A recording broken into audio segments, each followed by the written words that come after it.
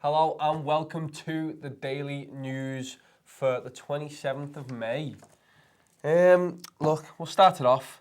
We are sponsored by OneFootball. They've been supporting us all season, so make sure you get the app. And it's on iOS and Android. Gives you live scores, football news, stats, and transfers in one place. So if you want to keep up to date with all things Liverpool, you can follow them on the app. And keep up to date, like I say. But yeah, the link is going to be in the description below. Definitely check it out. It's Chris uses it on the daily and he loves it. So. Yeah, that's the start of the show. But what news do we have? Got loads of news for you. We've got a bit on Memphis Depay, not good news, but we'll get that one out of the way nice and early for you. Some more about another Lyon forward, speaking out on Liverpool transfer speculation. Liverpool inquiring on the latest move for a Fluminense forward. Stuff on Nabil Fekir. I'm interested to talk about this with you. Yeah, we're what, 2 weeks into the transfer window and Fekir's back already, so look forward to that. And finally, to finish off, it's a bit on PSG being ready to make a transfer Don't swoop say who it is, though. for Liverpool midfielder. Put in the comments who you think PSG are in for in our midfield, because I'm sure if you had 10 guesses, you still wouldn't guess it. It took me about 6, yeah, I think. It's an interesting one. Yeah. But we'll start from the top. Liverpool are not planning a move for Memphis Depay, according to Sky Sports News. Reports in the national press have since suggested the Netherlands international is a target for Jurgen Klopp, but Sky Sports News understands Liverpool are not interested in Depay and will not be pursuing a deal for the former Manchester United player. Now, I think Depay's been up there this season, probably is the number one sort of hottest rumour at the minute in terms of moving to Liverpool. There was, I don't know if you saw this, Tom, there was an Instagram post that he did at the weekend where he was in a full red suit, gets on a red plane. Everyone was going mental, sort of like getting all the Sky scanner back out again. Are you disappointed to hear that we're not in for Depay? It's a weird one because it's an easy link for me. Yeah. You're looking at, okay, we've got two international players playing for Netherlands, and Gini Wijnaldum and Virgil van Dijk, who play regularly for them. Memphis Depay obviously plays regularly for them. So whenever they go away on international breaks, they're going to be talking, they're going to be enjoying themselves, and there was all that stuff with Gini Wijnaldum because they're really good mates by all accounts. I mean, that's the only problem for me, is it's that easy of a link that that's why I'm not that bothered. It's just come out of like necessity. People have gone, what's an easy thing? Liverpool want backup strikers. Yeah. Memphis Depay has been doing good by all accounts. So like the 18-19 season in Ligue 1, he played 36 times, got 10 goals, 10 assists. In 17-18, he played 36 times, got 19 goals, 13 assists for Lyon in Ligue 1. So he's got a good return there. The assists is a big thing for me as well. He's like, that's what we need in our team. We need someone who can get assists and do that. But it's whether he fits our style of play. It's whether he'll get into the box. I remember when we were in for Mo Salah, and you watch Mo Salah and you knew exactly what you were getting. He was going to get in the box, do what he's done for us. Become a poacher on the back stick, and then sometimes beat a man on the wing. Will Memphis Depay do that? I'll be honest, I haven't watched too much of him this season. Yeah. But it's one of them where, because it's such an easy link, he has been playing well. I think it's just been overhyped and everyone's just gone, oh, this is the guy. And then people have kind of convinced themselves that this guy is the guy that we need. Look, he'd be a good signing. I'm interested in what you think. I think you're right there. I think it's the fact that it's a summer of sort of very little links. And obviously it came out very early that Klopp said he's very happy with his squad. It came out that he's probably not looking to spend really much more than how much money he spent on Shaqiri. You know, he doesn't really feel like he needs to go back into the market and have such a deep spend like he did last summer, because he feels like he's addressed the necessary areas. I feel like that's a lie. I don't know. I honestly don't know, because I can see why. Because like I said, we've had this discussion before. If you're going to sign players for Liverpool, and they're not going to be first team, if they are going to be first team, they're going to be really expensive. You know, if you want to get into that defence, you're looking at your Delits, your Koulibalis to be on that right hand side of the defence.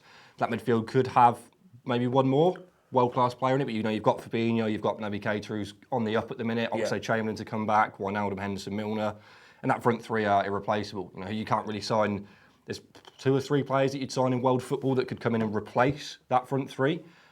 Otherwise, for our system, you can't. They're irreplaceable. So for me, the Depay stuff makes sense, like you say. He's Netherlands, he's played fantastically, he's been in the Premier League in the past, he's got 2 years left on his deal. You can see that probably his level maybe is above Lyon. I think some people would say. And for me, I really like the style that he does play. I've seen quite a bit of him. Lyon do play a 4-3-3. We saw that They sometimes when they play Barcelona and they got beat 5-1, they played like a 5-3-2. Yeah, it was mad formation. Just to absorb. I think they were trying to play super defensive and try and absorb that Barcelona pressure, which didn't work. But for me, it's for those times where we spoke about in the past. Very lucky with injuries to the forwards, and when we did lose, Bobby, and we had to put Mane up front and Divock Origi on the left. Depay's the sort of guy that could go on the left with Mane up front, or vice versa, and you'd be like, that's exactly what we need. Yeah, I think another thing is he's 25 years old. Yeah. He does play on that left-hand side, and I think that'd be a big statement for Liverpool. Again, to be going for people who are just about to hit their peak, maybe in the peak, and just going, okay, we're not afraid now to buy these players. Because, look, we've done that. We did that with Alisson, we did that with Van Dijk last season. But I remember when FSG first took over the club, and they were like, no, we want to buy youth, and we want to buy these kind of players that we can develop. And we've seen now that Klopp can develop people in his peak, that he can just take them to another level. So it would be interesting to bring him in. I just don't want this to be a dragged out thing. I think it's going to be, we've already seen, it's only been 2 weeks, and it's already a massive thing. Everyone's going, is it going to happen? Is it not going to happen? As someone said in a comment before, last season was a pain in the arse. I just want to get it done, and I fully agree. If you're going to buy someone, do it like we did Fabinho. Just put the money down and just go, no, this is the right player. And that's why I don't know if he is the right player, because I think we have a lot more nous in the transfer market now. If we want someone, we just go to them, look, here's the project. Come to us. If you don't want to come to us, don't leave us hanging out to dry like Goethe did and stuff like that. There's your offer. Take it or leave it.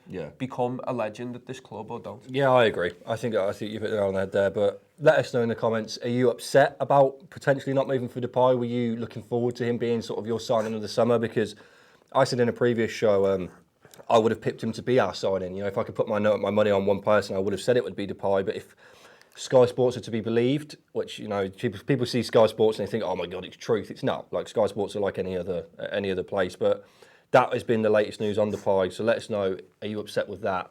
And would you be looking elsewhere? Sort of, do you think left wing's even a position we need? So yeah, we'll move on to another player from Lyon. There's a lot of links to Lyon players at the minute. This guy is Maxwell Cornet, who's on the right-hand side, where Depay plays on the left, he plays on the right wing. We reported interested in winger Maxwell Cornet. The 22-year-old winger scored 12 goals, registered 5 assists last year, but has so far been unable to agree a new contract with League One club, despite holding talks at the start of the year.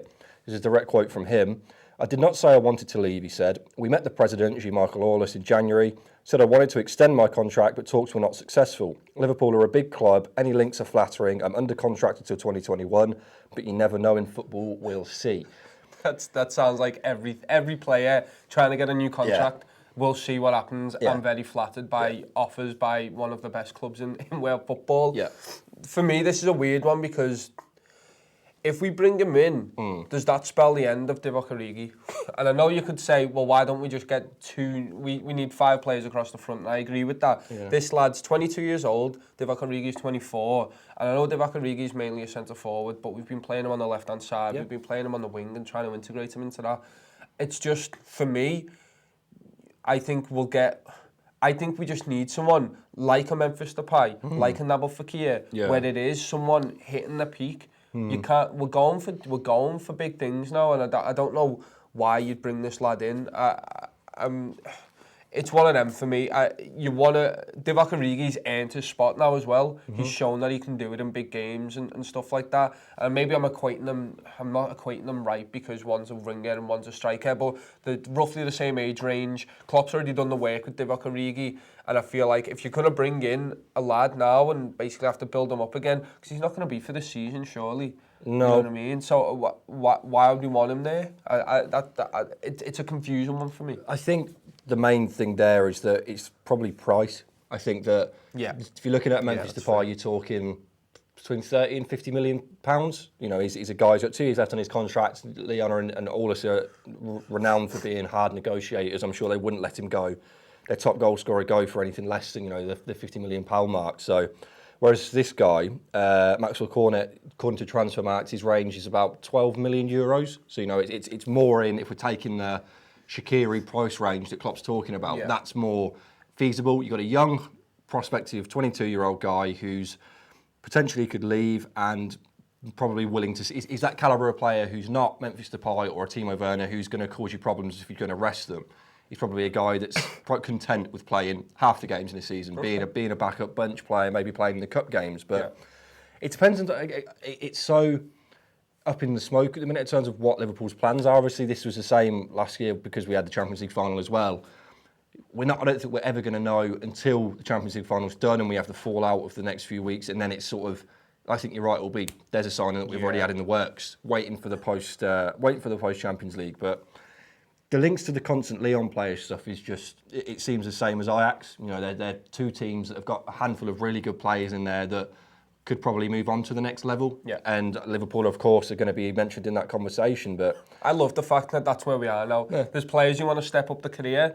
It wasn't long ago where we were that kind of team. Yeah. When you're looking at it, Emre Can and Coutinho are literally going, to further my career, I want to go to the next big thing. And now Liverpool are the next big thing. You're literally going, okay, these Ajax players and these Lyon players, well, we're talking about Lyon here, so you want to go, I want to be challenging for the biggest things in world football and the club that I can do that with. And maybe they haven't even said this, but in terms of the media and world football now showing Liverpool as this place, a destination, we speak about it so many times, of Liverpool becoming a destination, I believe now, because of just how consistent we've been in Europe. A lot of players have taken notice, but also you can't argue with the race that we gave City in the Premier League, and teams now going, this is a prospect that I really, this is a prospect that I really, really want to be a part of. And it wouldn't surprise me if everyone that we're going to talk to about today wants to move to Liverpool. Yeah. It's down to us. I love having that bargaining power. Players aren't going, is it between Liverpool and Spurs? It's now between Liverpool, City, Barca and Real Madrid. Yeah, I agree. And the fact he's a right winger, you know, we've got the pecking order for the right wing is Salah, Shaqiri. Yeah. Then would this guy really come in and be third? You know, to Xherdan Shaqiri, a guy who's already proven in the Premier League. It's a strange link to me, but here's an interesting. I had a discussion on Twitter with a guy the other day, and we were talking about. There's a story coming. I don't know if you saw this about Leroy Sané. Oh yeah. So going to Bayern. Yeah, supposedly going to Bayern Munich, and it baffled me. You know, Leroy Sané's one of the best players in the world, but apparently the guy was saying it's because they want João Felix, really, really hot Portuguese prospect at the minute. But interesting for me is that if they say City did get the likes of Leroy Sané, they'd have signed two players already, the names of which have slipped my mind, but it's about £120 million I've already spent. You think Leroy Sané is probably at least 60, 70 million to sign? That's £200 million that Bayern Munich will have spent.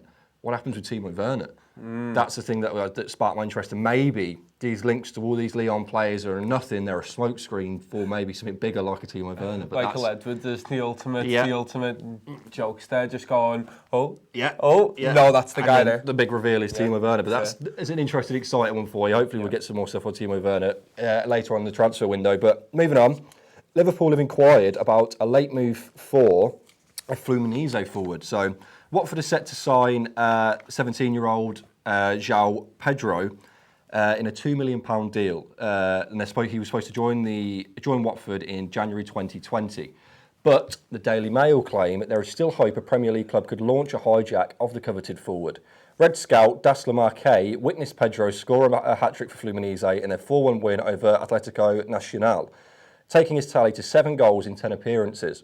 Should Pedro's switch to Vicarage Road fall through, there is a clause in his contract with Watford that he can join another side as long as the English club are paid £20 million by his new team. So this is a 17-year-old guy who probably agreed a pre-deal to join Watford, like a bit like Nabil Fekir did, for £2 million. But if we want him, we're going to have to pay £22 million by the looks of it. Is this anything in this for you? No, I don't see that. I don't see the point. I don't see the point at all. Look, he's going to Watford. Watford aren't a terrible team by all accounts, but they've finished 7th.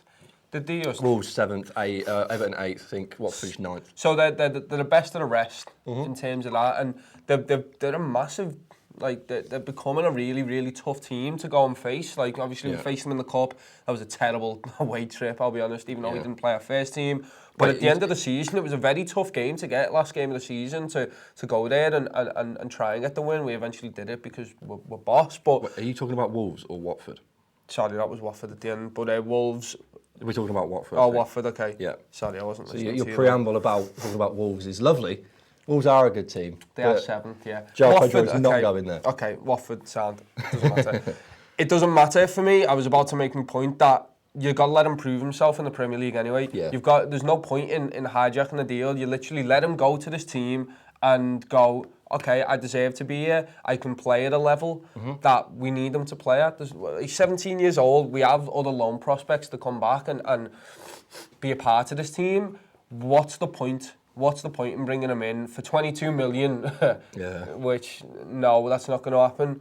I just feel like we have the pulling power and the money to be able to get him down the line. If he does turn out to be a world beater, get him when he's 20, 21. Yeah. After he's put in loads of shifts and he knows how the Premier League works. And look, if he puts in a good performance against us, then that's how a lot of players have been scouted. You just go, oh, wow, this guy's had a massive performance against us here.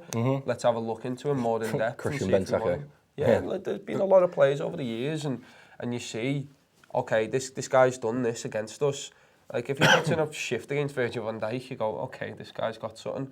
I think we have the pulling power to do it down the line. We don't need to do it now. Yeah, that very smart business by Watford for that £20 million deal, because they probably realised they found a sort of bit of a gem in the rough here with this guy. Tried to sign him quite early. Yeah.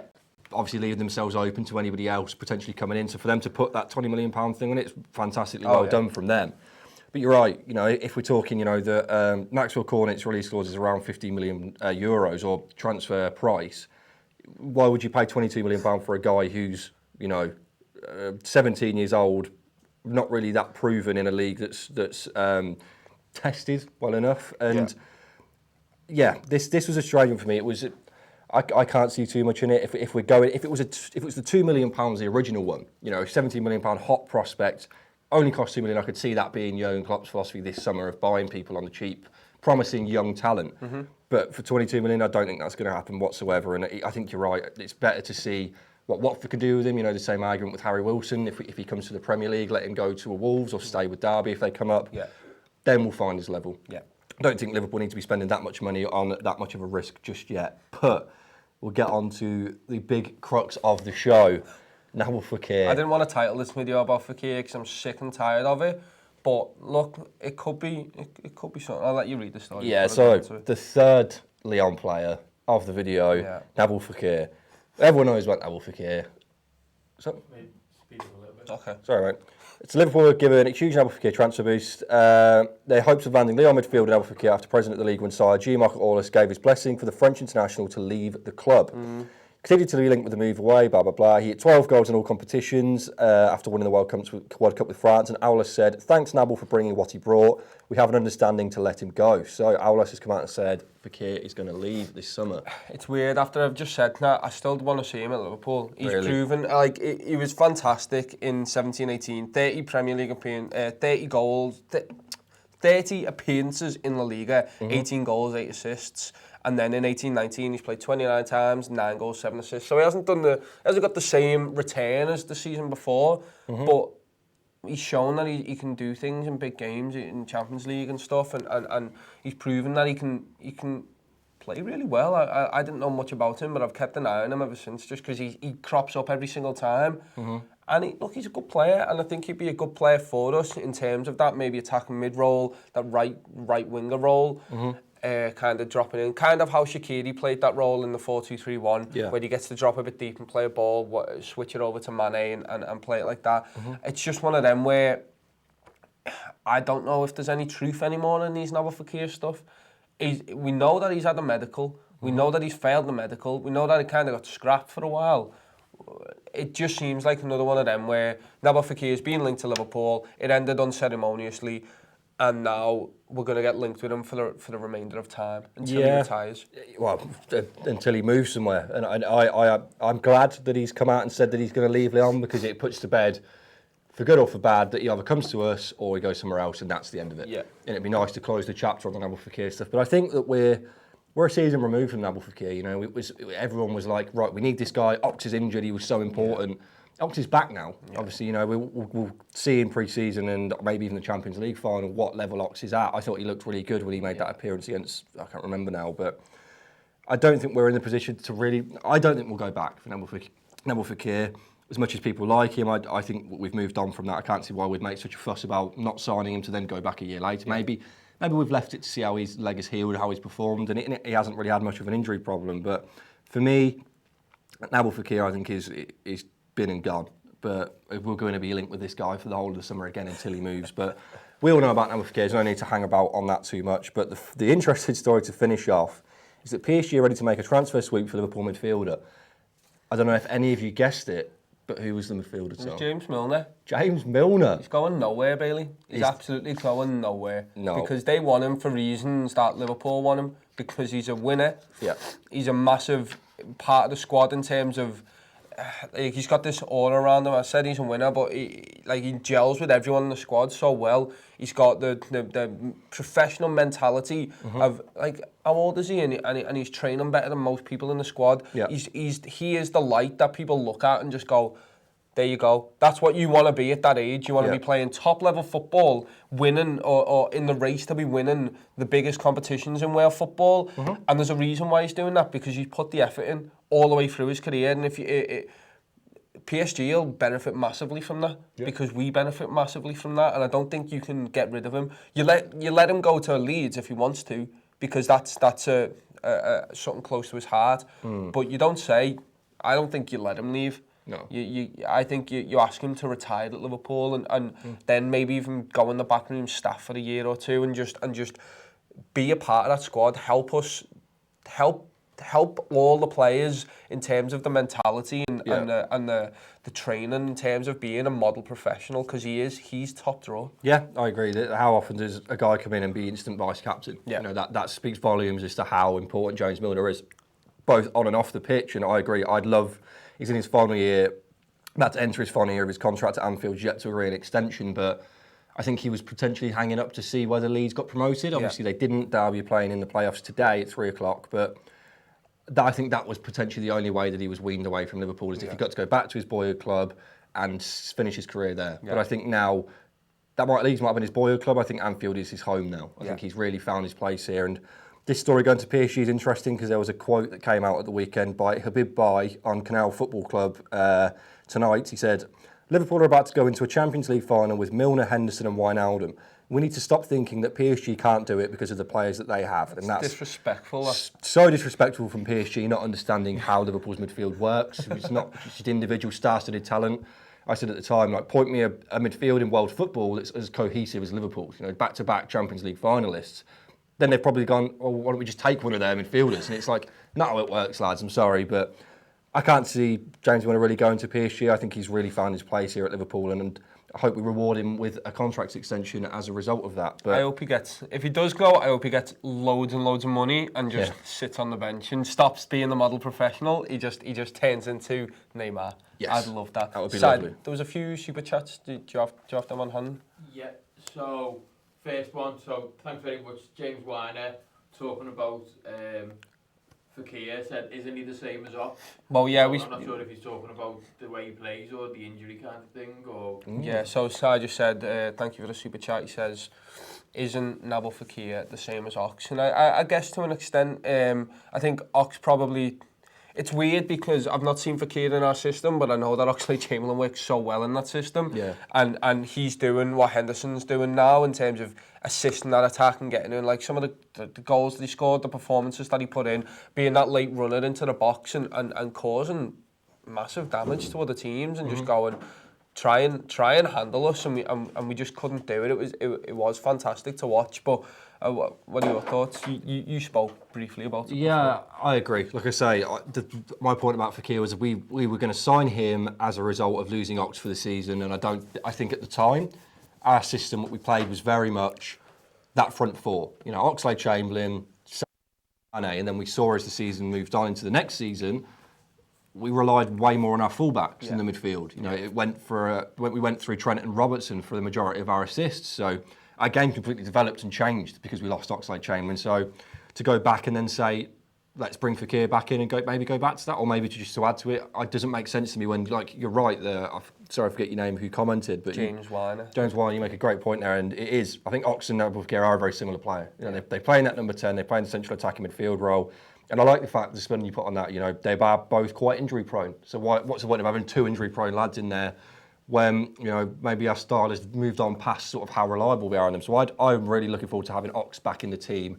I've lost my interest in Fekir. I'm just really excited to have our guy, Oxlade-Chamberlain, come back and show us what we have missed from the last season. But thank you very much for your comment, mate. And then we've got another super chat from DXSH Tempers. Thank you, mate. Who says, if Mignolet leaves, do you think there's a possibility we could get Reina back? Because that's a senior keeper, someone who knows and loves the club, and a good replacement. Love the vids, boys. Thanks very much, mate. Nice one. You super chat every single time. I think we always say DXSH. Is your name Dash Tempers? Because I feel like the X is just there for an A. Maybe. I mean, let us know. But thank you every time, like, because you must have given fan. us a lot of money. Thank you very much. We do really appreciate it. Yeah, James Milner. No, James Milner, oh my God. James Milner in goal. I'm sick. I don't know if you can tell, but I'm hallucinating most of the day. But look, Pepe Reina coming back. Yeah, I mean, it's one of them, though. He'd be playing quite a few games. Mm-hmm. I reckon. I think we're going for other competitions now. Mm-hmm. Look, Alisson plays in the Champions League and he plays in the Premier League. And then I think we might switch up the defence and have a cup goalkeeper. I think. I mean, I'd like to see Alisson play every single game. That's how most teams do it, though, isn't it? But yeah, that's what you think. And I haven't seen Pepe Reina for a while. I don't know if he's still at the level that we need him to be, because look, we're in these cup competitions, but he's not there to just be a body. He's there to win these cup competitions for Liverpool. I'm sure he would be. He was a fantastic goalkeeper. He's got the passing range. It'll be interesting to see him back. I'd love him back. He was a fantastic goalkeeper, and I think he fits our style a lot more than Simon Mignolet does, and that's... Mignolet was a good shot stopper, but his distribution just wasn't good enough. We saw when we did play Wolves, we spoke about it. I know he hadn't played that much, and he was playing in a mixed up back four in terms of, look, you're bringing in Moreno, and I think it was Matip. It was Moreno, Fabinho, Kijana Hova and Camacho. So you can't really... that's hard. You want him to come in with a normal back line, but he wasn't good enough. And he gave everyone nerves, again, like every single time. And it's one of them. You need someone who can fit that style a lot better. I don't know who that goalkeeper is. Is it Pepe Reina? I don't know. I think there's two arguments there. I think if you're looking for a guy who can be a modern goalkeeper, like Ederson, like Alisson, a guy who can use his feet, who can use his hands, who can pick a pass on the halfway line to a point. Yeah. You're not going to get that from Mignolet. I don't know if you're going to get that from Pepe Reina. You're right. I don't know if he's evolved with modern football and what the demands are of a goalkeeper. But I would be on board with bringing Reina back, just someone that the fans can look to, because Mignolet's got the same problem as Karius. He's been under scrutiny so much in the years that he's been here. We know that the level between Alisson's there and there, between Mignolet and Alisson, and it's like, maybe we need to bring a guy back who Liverpool fans absolutely adore, and maybe you just need him there to be solid. Personally, for me, I'd love David De Gea to go to PSG and we pick up Buffon for a season or two. That'd be my absolute dream of... I am on board with that, an experienced, reliable shot stopper keeper for the cup. Yeah. So I'd get one of the best goalkeepers to ever exist. I think a big thing as well is, look, Simon Mignolet's been on the bench for 2 seasons now. I think we need to look at what's good for him, and because, look, he's not a terrible goalkeeper. He's Premier League quality, mid-table quality goalkeeper for me, and he'd do well at a Watford or an Everton even and stuff like that. I really feel like he'd do well. I feel slaying him, and the way that he's conducted himself, especially this season, has been top draw. Yes. You've got to kind of commend the guy and kind of say, look, you need to further your career a bit instead of sitting on the bench. I agree. Have you got Anyone one more final comment? So just kind of on what we've already spoke about. Ashley Frith says, I was getting all excited for Depay and Werner. I would rather these two than Fekir, because I think Tete will come good. Yeah, I mean, just on the whole, I guess we won't speak about the players themselves. This is going to be an exciting transfer window, I think. I think we're going to have some names, and I think we are going to get some like Fabinho, where they just come out of nowhere, and it's on them. I'm not going to focus too much on it at the moment, because we have a massive game coming up, and then for me, I think the transfer stuff gets massively overhyped. Obviously, we'll keep you up to date with it. Don't worry, if you want all this talk and you want to keep up to date with Liverpool, we'll be there every single day doing these news shows for you. But I think it's very important to realise that transfers don't mean anything. At the end of the day, of course, you're bringing in these great names, but it's what Jurgen Klopp can do with them on the pitch. And okay, you might not get the player that you want, but know that we're going to bring in a player that fits the system. We're bringing in a player that Klopp wants, that Klopp needs, and it's only going to bolster the team next season. So you might look at a player and go, they're not good enough for Liverpool. They haven't done this, this and this. There's a reason why we've signed them for me, and don't get too bogged down in who we're signing or why we're signing them. Just know that you've got to trust the Michael Edwards and the team that we have, the scouting network that we have for Liverpool. Yeah, I think I agree. I think that we're not going to have a summer of last summer. I just we need, and I'll finish on that point in a minute. But I think we're going to have a summer of quiet signings that aren't big names. They're not star-studded. We don't need to be there. You know, we've done that last summer. We needed a goalie, we needed a centre half, and we needed a reliable number 8. Obviously, Kate has yet to come good, but we also needed a defensive midfielder. They've all come in and been fantastic, and we've got Oxlade-Chamberlain coming back into the 10. That front three aren't going anywhere this season, so I think that's Klopp's opportunity to go, right, well, we're happy. For the first time in 3 years that I've been at the club, we're happy. And I think that's a really good position to be. I think whilst you can get bogged down and get upset that we aren't making these well-breaking signings, would you rather be in a position where we have to do that, or be in a position where we've already done that? Yeah. And now we're at a position where we can really sort of do what we want. So for me, I don't know about the transfer window.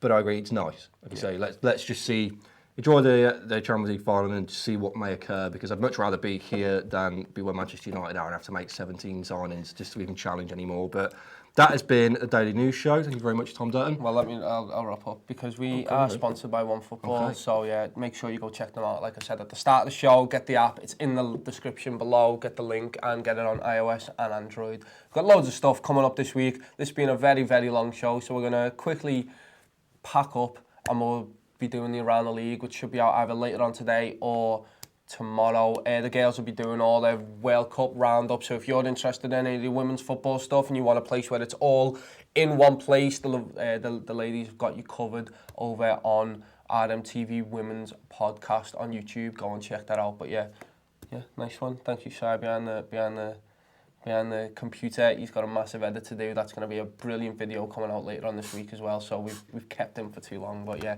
thank you everyone for watching. We'll see you tomorrow.